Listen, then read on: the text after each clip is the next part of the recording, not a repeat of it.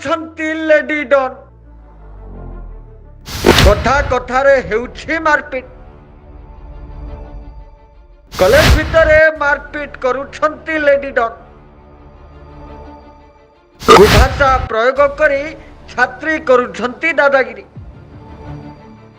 ଆଜ୍ଞା ହଁ, କଲେଜରେ ରାଜନୀତି କରୁଛନ୍ତି ଲେଡି ଡନ୍। ଝଗଡ଼ା କରୁଛନ୍ତି, ମାରପିଟ ବି କରୁଛନ୍ତି। କଲେଜରେ ଦାଦାଗିରି କରୁଛନ୍ତି ଉଦ୍ଧତ ଛାତ୍ରୀ। ପାଟିରୁ ବାହାରୁଛି ଅନବରତ କୁଭାଷା। କଲେଜ ଭିତରେ କରୁଛନ୍ତି ଗଣ୍ଡଗୋଳ। ଆଜ୍ଞା ହଁ, କିଛି କହିବା ଆଗରୁ ଏ ଦୃଶ୍ୟଟିକୁ ଆଖି ଖୋଲି ଦେଖନ୍ତୁ। ଏ ଦୃଶ୍ୟ ହେଉଛି ଗଞ୍ଜାମ ଜିଲ୍ଲାର କେଉଁ ଏକ ବିଶ୍ୱବିଦ୍ୟାଳୟର ଦୃଶ୍ୟ।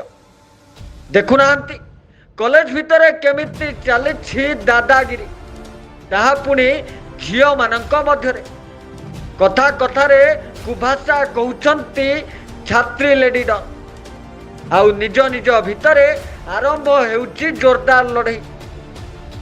ଦେଖୁନାହାନ୍ତି କଥା କଥାରୁ ଆରମ୍ଭ ହୋଇଥିବା ଲଢ଼େଇ ଧୀରେ ଧୀରେ କେମିତି ଉଗ୍ର ରୂପ ନେଉଛି, ଆଉ ଏହା ଏକ ଗୋଷ୍ଠୀ କନ୍ଦଳର ରୂପ ମଧ୍ୟ ନେଉଛି। ଟିକେ ଭଲ କରି ଦେଖନ୍ତୁ କେମିତି ନିଜ ନିଜ ଭିତରେ ଭିଡ଼ାଭିଡ଼ି ହେଉଛନ୍ତି, ତାହା ପୁଣି ଏକ ବିଶ୍ୱବିଦ୍ୟାଳୟ ଭିତରେ।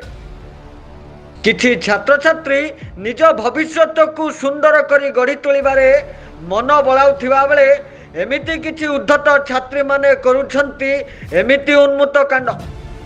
କଲେଜ ଭିତରେ ଛୋଟ ଛୋଟ କଥାକୁ ନେଇ କରୁଛନ୍ତି ଗଣ୍ଡଗୋଳ।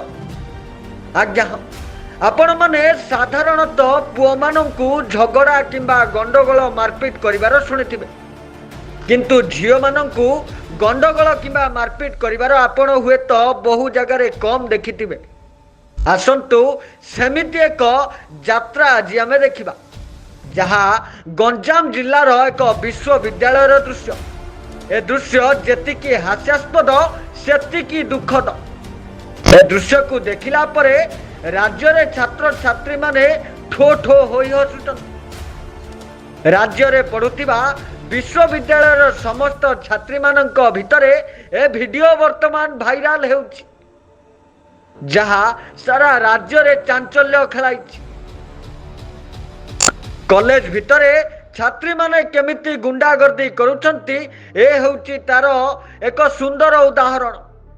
ବାପା ମା ମାନେ ପିଲାଙ୍କୁ ପାଠ ପଢ଼ିବା ପାଇଁ କଲେଜ ଏବଂ ସ୍କୁଲକୁ ପଠାଇଥାନ୍ତି, କିନ୍ତୁ ଏମାନଙ୍କ ଭଳି କିଛି ଉଦ୍ଧତ ଛାତ୍ରଛାତ୍ରୀ ବା ଅଭିଭାବକଙ୍କ ପିଲା କରିଥାନ୍ତି ଏଭଳି ଉନ୍ମତ୍ତ କାଣ୍ଡ, ଯାହା ସୋସିଆଲ ମିଡ଼ିଆଠୁ ଆରମ୍ଭ କରି ଟିଭିର ଗଣମାଧ୍ୟମ ପର୍ଯ୍ୟନ୍ତ ସବୁଆଡ଼େ ଭାଇରାଲ ଥାଏ। ଆଜ୍ଞା ହଁ, ଦେଖୁନାହାନ୍ତି ଭଲ କରି ଏ କଥା କଥାର ଝଗଡ଼ା କେମିତି ଚୁଟି ଟଣାଟଣି ହୋଇ ତଳେ ଗଡ଼ି ମାରପିଟ ହେଉଛନ୍ତି, ତାହା ପୁଣି କେଉଁ ଏକ ଭଉଣୀ ଭିଡ଼ିଓ ମଧ୍ୟ କରୁଛନ୍ତି।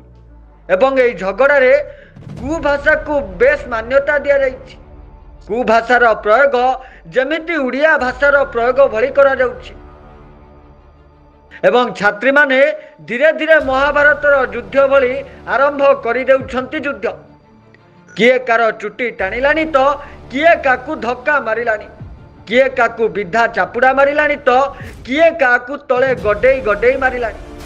ଏଭଳି କିଛି କାଣ୍ଡ ଘଟିଛି ଗଞ୍ଜାମ ଜିଲ୍ଲାରେ ଏବଂ ଏହା ହେଉଛି କିଛି କଲେଜ ଛାତ୍ରୀଙ୍କର ଉନ୍ମତ୍ତ କାଣ୍ଡ, ଯାହା ବର୍ତ୍ତମାନ ସୋସିଆଲ ମିଡ଼ିଆରେ ବେଶ ଭାଇରାଲ ହେଉଛି।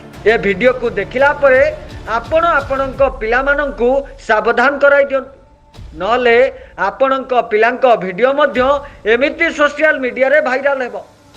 ବ୍ୟୁରୋ ରିପୋର୍ଟ, ଜୟ ଓଡ଼ିଶା ଲାଇଭ୍।